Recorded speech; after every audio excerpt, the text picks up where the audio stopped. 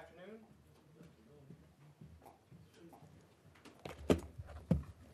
So I have just a couple of things to mention at the start.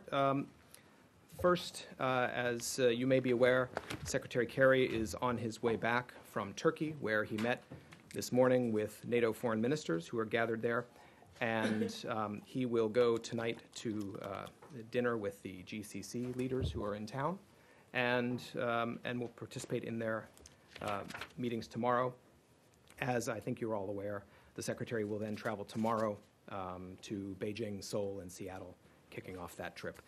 The other thing I would mention at the top, you probably have seen the announcement today from the Secretary on his appointment of John Kirby as the new State Department spokesman. He is with us here today. It's his first day in the building on the job, so we certainly welcome him. And I know he looks forward to getting up here to the podium, but all in due time, and so we're glad to have him with us. And with that, we'll move over to you, Brad. Given the GCC meeting tonight, I just wanted to ask you about something the Secretary's invested a lot of time in recently, and that's this Yemen ceasefire. It seems to have gotten off to a somewhat rocky start. There was a Saudi airstrike. There's also been fighting on the ground. What's your assessment, and do you hope this will hold? Right. Well, we think the ceasefire and the humanitarian pause are critically important for the people of Yemen. And you're right, the Secretary has been actively engaged. It's our understanding that the ceasefire has broadly held, and we urge all parties to continue to honor it and to honor the commitment to restraint. We are aware of some reports that you referenced, Brad, of some clashes. There have been some reports of anti-aircraft fire as well since the ceasefire began last night. Again, we call on all parties to exercise restraint to enable the ceasefire and the humanitarian pause to succeed and to avert worsening the humanitarian crisis there. Have you had any discussions with Saudi officials about the one particular airstrike that they confirmed they have taken? I don't have any conversations to read out on that. Of course, they're arriving today. In fact, they had meetings at the White House just this morning. So I'd refer you back to them for the conversation there. That I think just ended, or should have just ended just a few minutes ago. Okay, but the foreign minister's been in town for the last few days, and right. But the Secretary's on his way back from Antalya. He hasn't been in contact this morning that I'm aware of with the foreign minister. Right. But there have been meetings at the White House. Anything more on Yemen? Do you have anything on the Iranian ship? So we can turn back to that. Yes, there was some discussion we had here yesterday about that, and I don't have an operational update or any kind of update on the location to share with you. But I would go back to what we talked about yesterday. We look to the UN to guide the international community on how to implement the humanitarian pause. Iran is no exception to this. So we support using established channels for assistance under the auspices of the UN.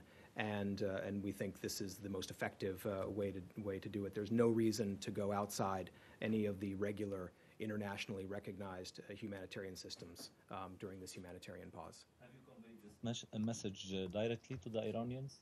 I don't have contacts to read out. I think our position has been made pretty clear. We've been clear with the UN agencies, with the UN Special Envoy, who, as you're aware, is in Sana'a right now. So our point of view on this, I think, is pretty clear. And will Undersecretary Sherman discuss the Yemeni issue with the Iranians in Vienna? I don't have as we've said all along, the talks with Iran on the nuclear program are focused on the nuclear program. There is as we've said from time to time, other issues will come up. I'm not aware of a specific plan to raise it, but on the margins, sometimes other issues come up, but I don't have a readout from those talks. Have supplies been delivered yet? Excuse me? Have supplies been delivered yet from the hub in Djibouti to Sana'a and other cities? Has that started? So with regard to the humanitarian shipments, it's our understanding that there were on the humanitarian side. That UN agencies have been able to successfully access and deliver in-country stocks, which include food, medical supplies, shelter materials, and other critical relief items. We expect additional humanitarian flights and vessels to arrive in Yemen in the coming days. Of course, the UN agencies are in the lead for coordinating that, but there have been some deliveries. We expect more to come in the coming Will they be days. able to fly into Sana'a given the repeated bombing of the airport there? I don't have a status report on the Sana'a airport. I believe the flights to which I referred were going into another airport. So I don't have an update on the status of that airport. We'll come to Grand that ship. in a minute. Yes, go ahead. You're not opposed in principle to the notion of bilateral aid from the Iranians, is that correct? I mean, you're saying How do it you mean should bilateral? go through the. Well, in many conflicts around the world, the United States provides money through coordinated appeals to the United Nations aid agencies, to the Red Cross, but it also does stuff directly on behalf of the U.S. government through USAID or other mechanisms. The Iranians, in theory, could do the same. They don't have to go exclusively through the UN, do they? Well, again, we think that coordinating, first of all, to ensure that there is efficiency and effective delivery of aid, also to maintain a picture of where the needs are. The UN humanitarian agencies need to have an understanding of the aid that's going into the country, and I don't. It's probably obvious that in this particular situation in Yemen, with the violence over the last several weeks, that it's even more important to ensure that this humanitarian pause is implemented in a way that is sustainable and has the support of all the parties and sustains that support. So that's why we think it is important to coordinate things through the UN. See, I can see why it's preferable, but you're not saying that you are opposed to the Iranians sending in their own shipments, are you? Or doing their own aid operations? That you're not opposed to that, are you? Well, there have been concerns about making sure that shipments that go into Yemen Right. are for the purposes for which they're declared. So certainly we have a concern to make sure that shipments going to Yemen from Iran or from others, that they be focused purely on humanitarian efforts. So we do have a concern there. But you're concerned, but you're not saying here, don't send in your own aid, don't do your own aid operations. You're just saying be proper and be correct and don't. No, we're saying that established channels for UN aid coordination, for aid coordination through the UN should be followed in this case. Should be in all yes, cases. Yes. I mean, okay. Yeah. Iran, I just want to clarify. So Iran has not done that, gone through those channels with this specific. I would refer you to UN, the Office of the Coordinator for Humanitarian Assistance, and the other relevant UN bodies to hear an update from them. And who will let them could speak to that. verify that the ship is not carrying, weapons and so on? Is that the UN's job? I'm not going to assign responsibility for it, but again, it's the UN Office of the Coordinator for Humanitarian Assistance. Typically takes on that role of coordinating international humanitarian efforts. Now, I'm not going to get into the level of detail about verifying the contents, but certainly we think that all shipments and deliveries need to be coordinated through the UN. And one follow-up. Yep. Do you know if Yemen came up in the discussions between the Secretary and the Russians yesterday? I believe the Secretary made reference to that in his press availability. After, I think, if you look at the topics on the agenda, that was certainly one of the international, regional issues that was important. Of course, Iran, Syria, and Ukraine were main focus of the conversation, but I believe the Secretary spoke to that as well, that Yemen is an important area for coordination. Do you know what exactly he would bring up with the Russians regarding Yemen? I don't have a more detailed readout of the discussion. I'm happy to check and see if we have more that we can share. Of course, we've stressed throughout that we need to get back to the UN-led dialogue process. That is part of the Gulf, the GCC initiative, the national dialogue, as well as the UN Security Council resolutions. that support it. So we certainly want to see transition back to that UN-led process. Yes, Nicola. Another topic? Sorry, I think let's talk more about Yemen. It seems Yes. Iran is insisting on sending their aid via the cargo ship directly to Yemen. And an Iranian general threatened Saudi Arabia yesterday that if they block the entry of the ship, they're going to use fire. Do you feel Iran is sending these warships to Yemen to send a provocative message to the GCC leaders on the eve of their meeting with the president at Camp David? Well, I won't ascribe a motive, but we've certainly seen the reports, as we talked about yesterday, of Iranian warships in the area. And I would repeat what we discussed before, which is we discourage any provocative actions, and we encourage the provision of assistance through established channels. So we certainly want to see all sides avoid any provocative actions. I would include in that the statement you referenced. Are you concerned about any possible clashes between the Iranian warships and Saudi or Egyptian warships in the region? Well, again, we think that aid should be organized and coordinated through the UN, and we discourage any actions that could be provocative. I think that applies. And what role is broadly. the U.S. playing in this regard? In which regard? In the sea, there, the U.S. warships are playing any role or not? Well, we of course maintain a naval force posture in the Persian Gulf in order to be prepared for a range of contingencies. But I'm not going to get ahead of things. We're working with the international community to ensure that donors provide aid through the established channels. That's so we certainly have our assets in the region. But I'm not going to foreshadow more than that. Are you suggesting that this would have been a part of the Roosevelt Carrier Group's mission? No, I'm not trying to suggest anything. I'm simply underscoring that we have our force posture in the region to deal with a range of contingencies. Same topic, Leslie. Do you know how much the U.S. is sending in aid? Sorry if you've addressed this before. Well, I didn't address it yesterday, and I don't think I've got the most recent update. Of course, there were announcements made on the Secretary's trip last week.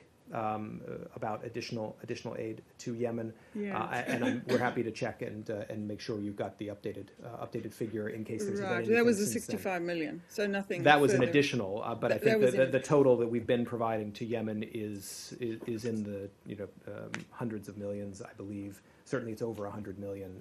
We can get the exact figure and get that back to you. This is a unique situation, but is there any precedent for the United States opposing all aid outside of the UN's kind of oversight, or that all aid, it would oppose aid that's not done through the United Nations? It seems to me like I've never heard this as kind of a U.S. policy before. Happy to look and see if this is Please, if there's a that'd be precedent. great. Yeah. Thank you. Okay. So you wanted to switch? Yeah. Go ahead, Nicola. Can we go to Burundi? Sure. What's your assessment of the situation on the ground? You think that there is a military coup or that the president is still in charge? So we're watching the situation in Burundi very closely and with great concern. First off, let me say we call on all parties immediately to end the violence and to exercise restraint. I would draw to your attention a statement by the East African community leaders today. They've been meeting in Tanzania, and we support the statement by the East African community calling for an end to the violence and for peaceful elections in line with the electoral laws and in the spirit of the Arusha Agreement. We also call on all stakeholders to take steps to restore the conditions that are required to hold timely and credible elections. So we will continue to monitor the situation. We will take targeted measures where appropriate, including, when appropriate, by refusing U.S. visas to impose consequences on individuals who, among other things, participate in, plan, or order widespread or systematic violence against the civilian population. Now, with respect to the description of the events, we're monitoring the situation closely. we're not ready to draw a conclusion about the situation on the ground. It's quite fluid, so we are watching it hour by hour. So as of now, for the time being, the president is still, according to the U.S. government, the president is still in charge. Well, again, the situation is fluid. We are aware, certainly, of reports from some suggesting a desire to take power by the military. We're not able to confirm that, and we're watching the situation on the ground to see how that develops. So we're not, we're just keeping a close eye on it. Ambassador telling you about the situation on the ground? Well, again, it's there have been, on the one hand, we've spoken out about the use of violence against protesters, which is why we're calling on all sides to exercise restraint. Our view on the question of the presidential candidacy of President Nkurunziza is also well known. So we're trying to keep in touch with figures on the ground. As well, I would point out that the meetings in Tanzania with the East African community, Assistant Secretary Linda Thomas Greenfield is there representing the United States, and their delegation, the U.S. delegation, spoke with advisors to President Nkurunziza on the margins of that meeting. She and the president did not have the opportunity to speak before his departure, but we have been in touch with his advisors. So she spoke with his advisors, but not with him directly. Our delegation spoke with his advisors.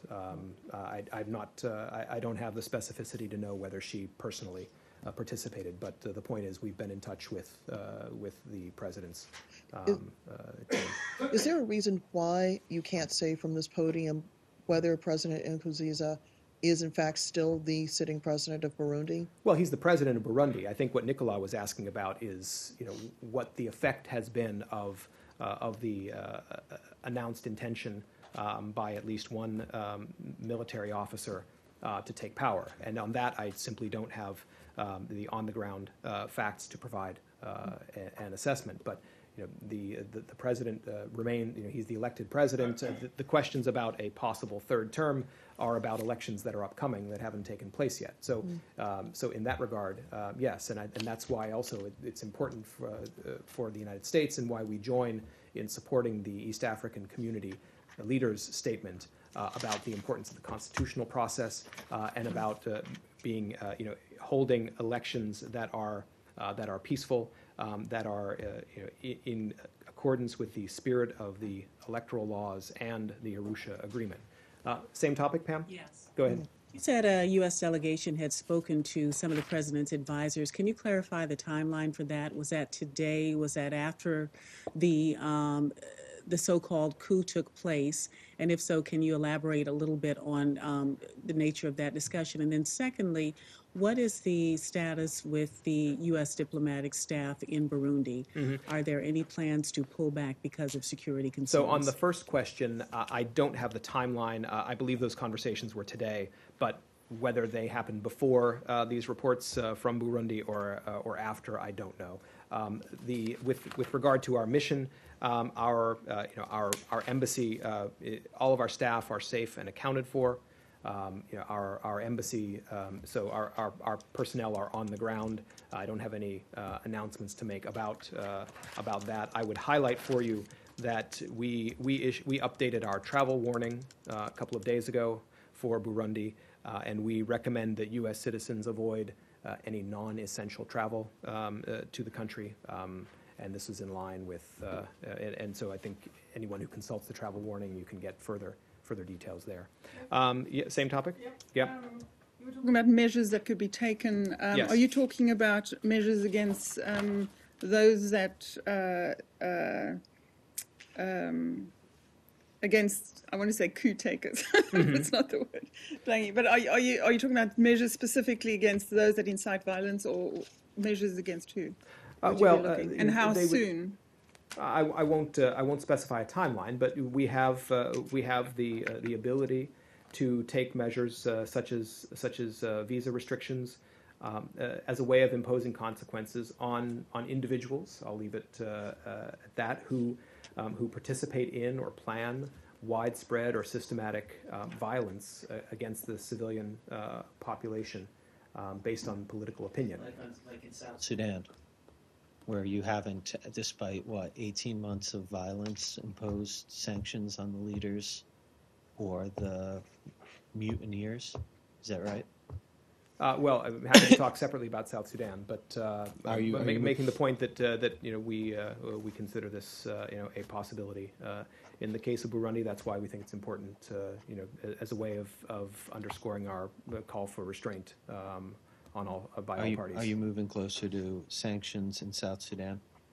I don't have an update for you on that. Happy to take a look and But you come back. still plan to hold people responsible for or accountable for any possible Yeah, and I think violations. that's been indicated in our statements on South Sudan, but I'm happy to look into those Okay. and come back But when you talk with more about detail. Yep. imposing visa restrictions on persons who might be engaged in planning or carrying out violence against people, I mean, we're not talking about massive riots in the streets at this moment. I mean, we're talking about what seems to be a struggle for power. Are the people involved in trying to depose the government also subject to these kinds of restrictions, potential sanctions, and so on? Well, again, I think we'll see what exactly transpires in the course of today and in the coming days, and we'll respond accordingly. I think when I mentioned the visa restrictions, keep in mind as well that over the last few days there have been reports of violence used against demonstrators by the police. So that's also part of the backdrop for raising that. Yes. Are you considering more of a direct role in trying to resolve this? Well, and does we're that include, directly do you believe engaged that with- the president should step down, given the violence that's going on? Mm-hmm. Well, our view on the president standing for a third term has been pretty clear. I think we consider that to be inconsistent with the Arusha agreement, and as well, I think it's important to highlight the role of the East African community, because this is a view shared by many countries in the region, and that's why the statement from the leaders of the East African community today about the Arusha Agreement, about the need for peaceful elections that are in accordance with that agreement as well as with the electoral laws is important. So Yes. follow up on that, given your strong disagreement with what you repeated, his possible third term, would the U.S. be pleased if the president steps down quietly? Well, again, I think that this is the question of the way forward in Burundi is one that needs to respect the views of the Burundian population. Also, we're talking with the stakeholders in Tanzania who are gathered. I don't have a fuller readout of Assistant Secretary Thomas Greenfield's meetings there. As we do, happy to provide more information on that. Considered Yeah. Nkurunziza a good ally of the U.S.? Is he someone that the U.S. has favored in that position? I am not going to issue kind of a judgment on his first two terms. I would simply highlight, once again, our point on the third term. You want to move on to a new topic? Yeah, go ahead. Got a bunch of questions on Sure. Asia. One, do you have any reaction to the report that North Korea's defense minister was executed by anti-aircraft gun? Seems a different way of capital punishment than practiced here, for example. Well, we've seen the press reports about the execution of North Korean officials. I'm not in a position to confirm any of those specifics, but these disturbing reports, if they are true, describe another extremely brutal act by the North Korean regime. These reports, sadly, are not the first in this regard. But with regard to the specifics, I'm not in a position to confirm. Okay. And where does the United States currently stand on bilateral talks with North Korea, independent of this latest report? Where are you on possibly reaching out to North Korea, given the whole host of destabilizing activity you accuse them of? Well, with regard to the six-party talks, our position remains that in close consultation with our partners and allies, that we remain open to dialogue with the DPRK, but the burden is on North Korea to take meaningful actions toward denuclearization and to refrain from provocations. So we're committed to working with our partners and our allies in the region to achieve consensus on the terms for negotiations that would be credible and authentic. So you're open to U.S. North Korean talks within the scope of a broader six-party talks? Yeah, well, I wouldn't want to slice and dice that. I can check and see if we have a particular position about the bilateral versus multilateral parts of that. You said dialogue, which yes. by definition implies two parties. Your knowledge of etymology is good. I'm happy to look and see if there's more about. But again, the overall message here is that the North Korean regime has to take credible steps toward denuclearization. Why float this idea now? Excuse me? Why float this idea now? What is no, it? I'm not floating the idea now. I'm responding to a question Brad No, asked. no, no. We're not floating ideas. This has been our longstanding position, which we've talked about frequently. It hasn't changed. This isn't a new idea.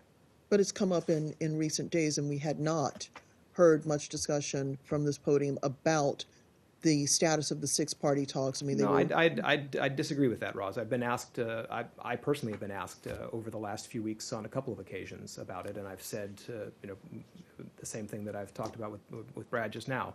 We remain open to that, but the burden is on North Korea to take credible steps. Saeed. The topic, please. No score. Oh, okay. We'll take one more on that, then we'll come to you, Saeed. Thank Yep. you. About the North Korean announcement of the launch of from submarine or ballistic missile, there is a report about U.S. officials saying that it was not actually launched from submarine, and also there are some experts saying similar things. Do you have any analysis for? The second part of your question, the first part was about the alleged missile launch, but what was the? And there are people who say that it was not actually a launch from submarine. So I don't have an analysis to offer about that incident. I know there's been a lot written about it, but I don't have an analysis to offer. Yes, Saeed. New topic? New topic? Before we go to Middle East, or? Yeah. Okay. All right. Quick We'll be right back to you, quick Saeed. ones. Yep. And do you have any update on the whether the U.S. is going to do anything to help the Rohingya? It's come up the last couple of days, and there's a lot of stranded individuals at sea, it looks like.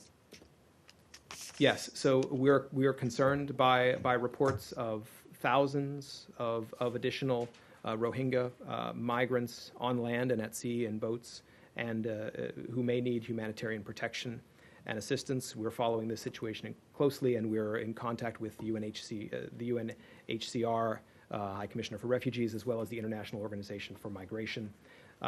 We have, with regard to what steps we are taking, of course, we are supporters of the UNHCR as well as the IOM.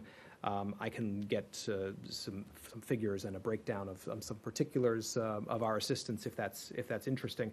We are certainly committed to working with governments in the region who are dealing with the brunt of this burden.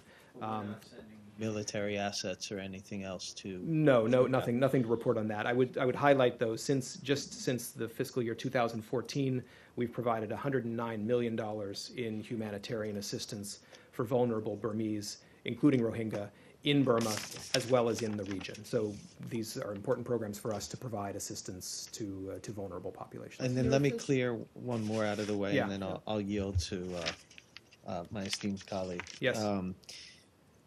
Do you have any comment on the defeat of the trade bill in the Senate, given that you've spent so much time on TTIP and on the pivot writ large about redefining America's role in the Asia Pacific, and this seems to be a pretty devastating loss for a lot of what this building has tried to accomplish in recent months and years.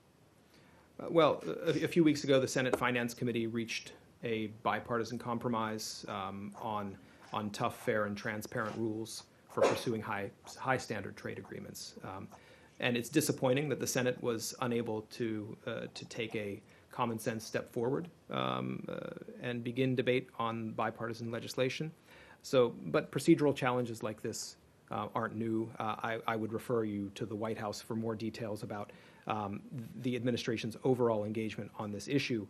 As I think you've seen yesterday, the president met with some senators to talk about the issue. As far as the administration's policy, our commitment to the Trans-Pacific Partnership, also to the Transatlantic Trade and Investment Partnership remains, and we're committed to working with members of the Senate to move this important priority legislation forward. Your interlocutors in Asia will not take you as seriously, given that you've sort of had your legs cut out from under you on this, at least at this stage. Well, I think at this stage, again, it was a disappointment, but I don't think that's the end of the story. We remain engaged with our partners. As we've talked with our partners in the TPP negotiations, each country has its domestic political situation with regard to approval to work through. We've continued to work on the substance of the agreement throughout. We will continue to work with our partners as the administration will continue to work with Congress. But Saeed, Saeed's been waiting patiently. Raj, But Raj, you've had quite a few yeah. questions already. Go ahead, Saeed. I just wanted to ask you very quickly if you have any reaction to the Vatican recognizing the state of Palestine today. I did see that there was a report about that. It's not entirely clear if that's a new step in that regard. Certainly, our position on this is well known, so I don't have anything to add. So, are you in disagreement with the Vatican on this issue? Well, I think you're quite familiar with the U.S. Okay. position Let me ask on you- it, Saeed, and our position hasn't changed. Let me ask you this: do you think that the Vatican recognition of the state of Palestine places this recognition in a sort of a position of urgency that it must be done? Moral urgency? No, again, Saeed, our position on two-state solution it remains the same, and we take note of what's happened with the Vatican. But And finally, regarding the we'll trade interpret bill, just to follow up on the trade bill, some senators are trying to tie it to sort of delegitimizing or making illegal the boycott of Israel and the settlements. Do you have any comment on that? I'm not aware of those specific provisions, and in general on trade legislation, it would be the U.S. Trade Representative in the White House who would comment in the first instance, but I'm not familiar with the specific details. It was an amendment, I guess, done by Senator Cardin and his counterparts in the House and passed committees in both the House and the Senate. You have no comment on that? I don't have a comment on that specific provision. Sorry. Yes. Go ahead. Yes. So, International Crisis Group just released a report yesterday. They criticized the way the United States and other coalition countries provide military assistance to the Kurdish Peshmerga. First of all, have you seen the report? And I haven't seen the report. I think our stance on our support to the Kurdish forces, to the Peshmerga, remains the same. We provide very significant assistance to the Kurdish Peshmerga. So I think there can be no question about our commitment to supporting the Kurdish forces. But we do that in coordination through the central Iraqi government.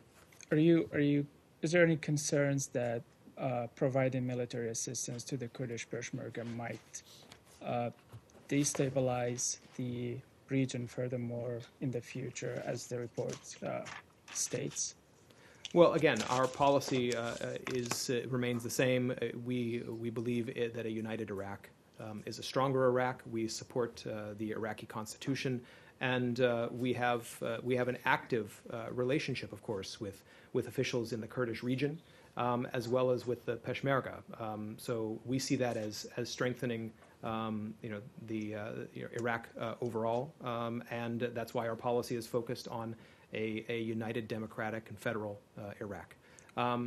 Yes, yeah, Iraq, yes, go ahead, Leslie. There are reports, well, Iraq's defense ministry has said that ISIS number 2 has been killed in Iraq. Can you confirm any of this? I'm not able to confirm that. I think if anyone in the U.S. government will know first, it would be my colleagues at the Pentagon, but I don't have confirmation. If he were killed? What does it say about the current strength of ISIL?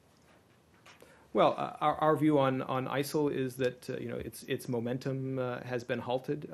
They've lost control of territory, and we believe that ultimately they will be defeated. So that's certainly the way we look at ISIL. Today, saying that ISIL had made gains near homes in Syria, and that it is actually expanding its reach in Syria. Does that worry you, or do you actually not see that as the overall trajectory there?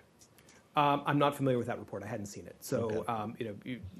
We've tried not to do a battlefield analysis on shifting lines on a day-to-day basis. I think if you look at the extent of ISIL's reach about a year ago and look at where it is now, you see that it has been pushed back in many places. I guess it depends when you start to look, and I mean, if you look at them 2 years ago to where they are now, they have a lot more than what they had 2 years ago. Well, and ISIL is a serious threat. That's why we've mounted a coalition to oppose them. But my point is that since that coalition has been brought together and has taken so many different steps, that it's had a real effect. Yeah. But ISIL, I mean, their biggest prize that they've gotten so far is Mosul.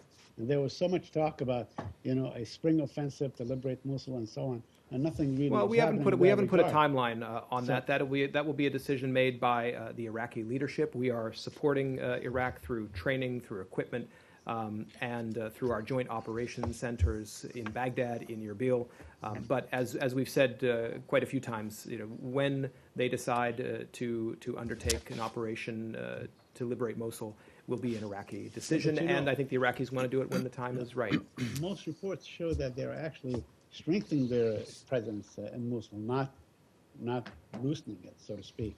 So they feel they govern it as an independent entity, and they do from traffic to finances to currency to all these things.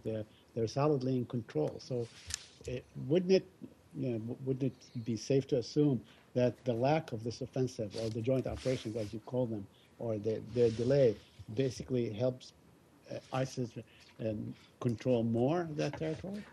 We've said all along that this will take time.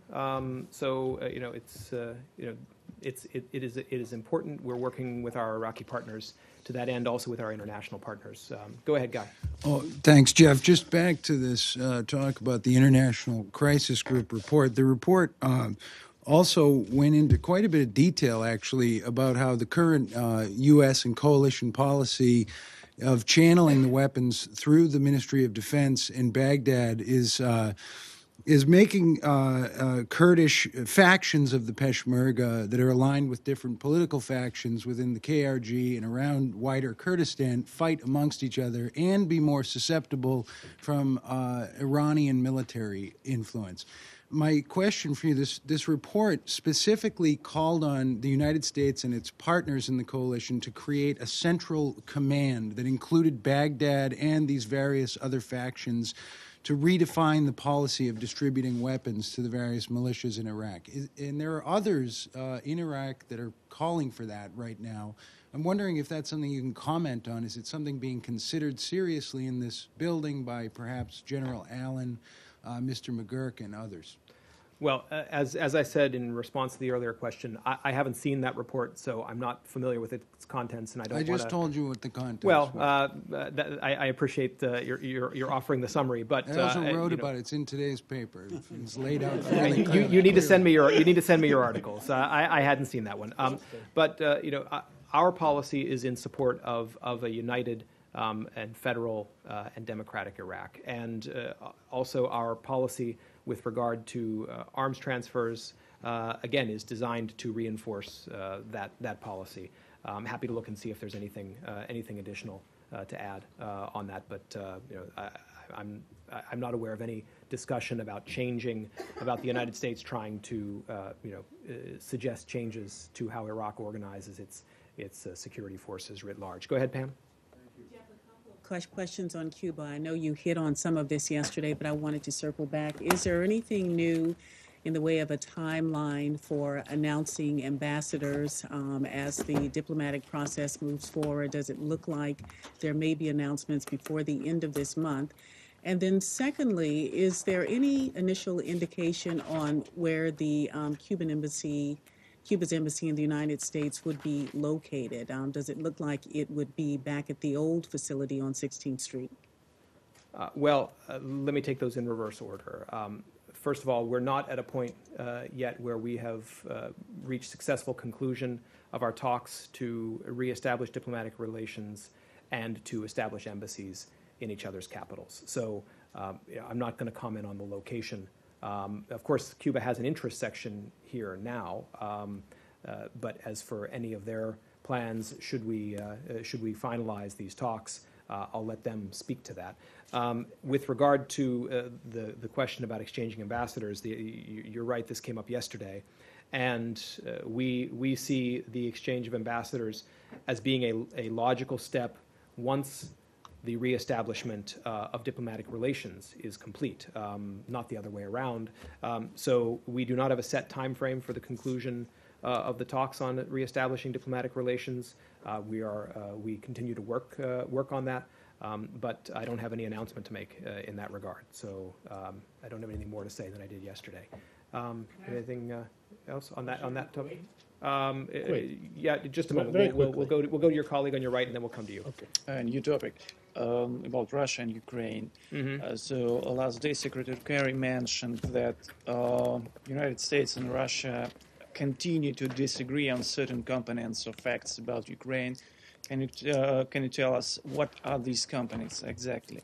And the second question is also Secretary Kerry said that the United States is ready to put pressure on Ukraine to fully implement Minsk II agreements. So do you have any readout of meeting Secretary Kerry with Ukrainian Foreign Minister Klimkin? Thank you. All right. Well, so first of all, with regard to the areas where we disagree, I think the Secretary spoke to this yesterday, but I'm happy to reiterate. You know, we, as the Secretary told his colleagues among the NATO foreign ministers this morning, you know, we consider this a critical moment for Russia and the separatists it backs to live up to the Minsk commitments, the Minsk agreement, that the OSCE needs to get into the conflict zones as they are mandated to do in the Minsk agreements, and especially in Shirokina and places like it that I would highlight are beyond the ceasefire line on the Ukrainian side and where there are still attacks happening. That needs to stop. We need to see the full implementation of Minsk. We need to see the working groups that are called for in the Minsk agreement and under the trilateral contact group to begin working. And this, the separatists are not engaging constructively in those working groups. That needs to change. I would also highlight the need to withdraw heavy weapon systems verifiably. That includes Russian military air defense systems, command and control equipment. All of this is called for by the Minsk agreement. Need to halt the flow of fighters into eastern Ukraine, establish control over the international border, need humanitarian access, the release of all political prisoners. All of these are things where progress needs to be made. You made reference as well to Ukraine and the Secretary's comments. I think that it's important to point out that, as the Secretary said in answering that question, he said that the resort to force by any party would be extremely destructive. But I think we should distinguish between the question about Ukraine and President Poroshenko's comments with relation to Donetsk, I believe. Which was a speech, not the initiation of any action. There's no impending offensive of that sort. Whereas separatists on a daily basis continue to breach the Minsk agreement. through their attacks. I don't have a readout of the meeting with Foreign Minister Klimkin. It happened just before the Secretary got on But the plane. he didn't. I mean, Kerry didn't say it yesterday after talks with Lavrov about that only Russians or Russian-backed separatists breaking the agreements. He talked maybe about different details. I mean, just united actions from both sides. I mean, no, I think the Secretary was quite clear about what we see happening on the ground in eastern Ukraine. Yes, go ahead. The G2 summit. I have a question. Will President Obama or Secretary Kerry discuss any of the human rights violations in the GCC or specifically in Bahrain? Well, I think the White House did an on-the-record call 2 days ago about the GCC summit in which that was raised. So I'd refer you back to their comments for this. Nicola. Just back to Russia and the U.S. for a minute. More broadly, you think that yesterday's meetings were the start of the reset between the two countries? No, this was not a business-as-usual event. The Secretary delivered a strong message to President Putin with regard to Ukraine. They also talked about the Iran nuclear negotiations. They talked about Syria. They talked about other international issues. But I think the Secretary was very clear with regard to Ukraine.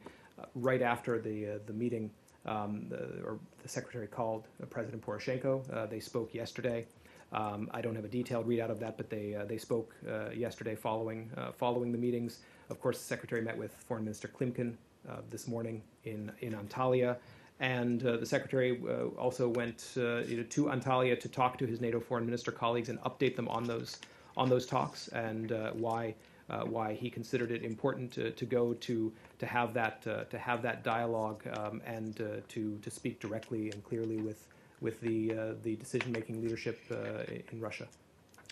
Yes, Saeed. Yeah, very quick on Kuwait, also related to human rights. Apparently there is an activist, even a former parliament member, his name is Khalid Shafti, who is being tried for slander.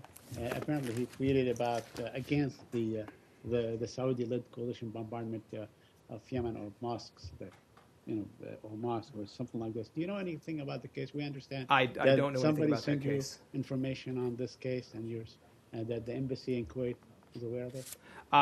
No, I don't have anything. I don't have anything on that. I'm not familiar with the case. If I get anything on that, I'm happy to share it. Yeah, go ahead. Israel. Today, the Prime Minister of Israel sent the instructions of his cabinet to the Knesset, and it had language very similar to previous governments about wanting to support the peace process and reach a peace agreement at some point with the Palestinians. Does the consistency of the language assuage some of your concerns about this Israeli government taking a new path that might be detrimental to the peace process? Well, I think you may have seen, but if not, I would mention that there was an interview with the president yesterday that was published. I think it was done with Shark, and as the president said, we continue to believe that peace between Israelis and Palestinians is necessary, it is just, and that it's possible. And that's why, of course, the United States is so committed and has worked so hard over the years for a two-state solution. We look to the new Israeli government and the Palestinians to demonstrate through their policies and their actions a genuine commitment to a two-state solution. We think that's the way to rebuild trust and avoid a cycle of escalation. So that's the way we see the way forward. Do you see what the Prime Minister put forward today as a genuine commitment? I haven't read the document. Okay. It's not that long. Okay. Well, the part's pertinent to what you guys care about, I think. All right. So I don't have a comment on it specifically. I can take a look and see if we have more to say. The president also, he said a couple things. He said, one, that the U.S. was taking a long look or a hard look at U.S. I think policy. Hard look may be what he said. Look. Yeah. That's kind of similar to the language he said at the time of the election. Has anything really developed out of that hard look? I mean, the policy is what it was before. Am I right? You mean the U.S. policy? U.S. policy toward. Yes, and I think we've toward said Mideast also peace. that that after the election, it was up to Prime Minister Netanyahu to assemble a coalition to come up with with its policies to constitute a government, and then we would look for their look at their policies and look to their actions. Right. So I don't have any update since then. I think the government has just been formed. So so the document you referred to Right. is a next step.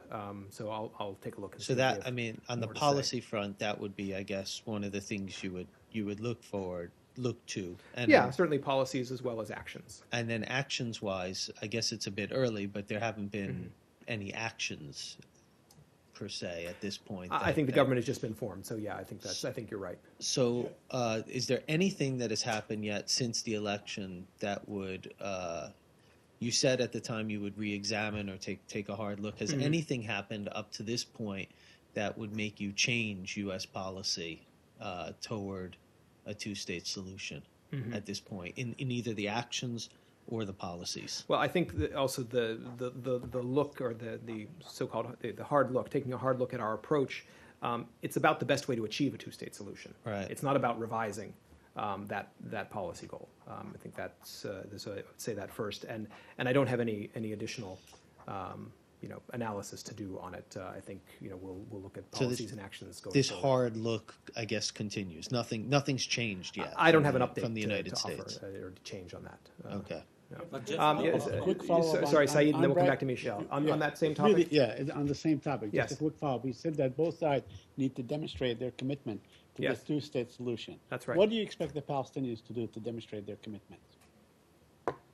Well, I don't have new steps to outline. I think we've talked in the past that we want to see commitment on both sides. So you want them to, let's say, stop whatever efforts they're doing at the United Nations or at the international. Well, certainly our point of view on the ICC issue is extremely clear. And you would also want the Israelis to stop building settlements, for instance.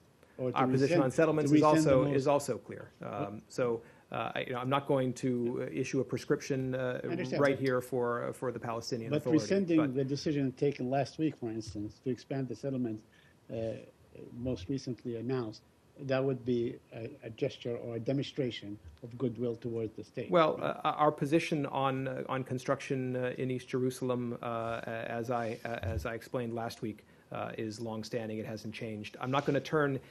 Our policies are well known on this site. I'm not going to turn those into a specific prescription for a specific step that needs to happen right now. Those are things we'll discuss in our diplomatic exchanges with the relevant parties. But I'm not going to read those out. But from the reason podium. this particular settlement should hold some significance is because it was announced upon the arrival of Vice President Biden back in 2010. I'm aware of the and now history. they expanded it. Okay. I'm aware of the history, and I think I spoke to this last week. Yeah, Michel. The document that Brad was talking about, there is no mention for the two-state solution, and especially that Prime Minister Netanyahu didn't recognize the two-state solution before the elections. To what extent are you concerned about the platform of this government? Well, that's as we were just discussing with Brad. The United States policy is that we support a two-state solution. That's what we've been working toward all these years through multiple administrations from both parties, and that continues to be our policy. So that's also why I said in the discussion with Brad that we look for policies and actions that demonstrate a genuine commitment to a two-state solution. I think I'll leave it at that for now. Yes, in the back, and then we'll come forward to you, Abby. Can I ask about a question about Japan? Yes. It's about Japanese ruling parties agreed on the entire text of a national security bill that expand the self-defense force, role of self-defense force, and Japanese government is slated to adopt the bill at the cabinet meeting tomorrow. So do you have any comment on that? Well, I'm not familiar with the content of that bill, so I'm not going to comment on its specifics. But certainly, there has been a process over a number of months in Japan to address questions of the role of the self-defense forces.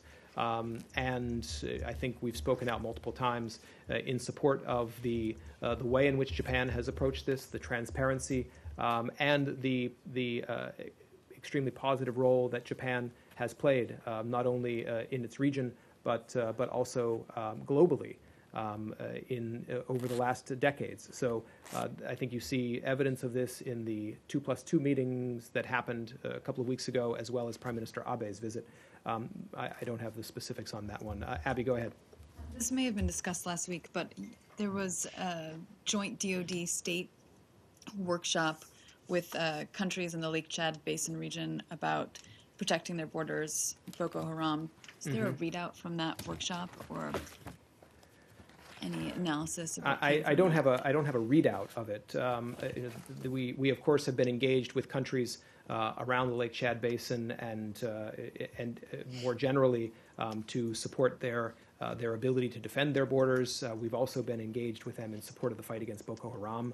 I can take a look and see if we have any specifics on the outcomes of that meeting. Okay, Nicolas, and then we'll see if we have anything more to wrap up. A quick one on Syria. The British newspaper The Guardian has a story saying that independent commission funded by the US, the EU, and the UK has produced enough evidence to prosecute Bashar al-Assad and 20 people around him before a war crime tribunal. So are you aware of this report, and would you welcome such a move?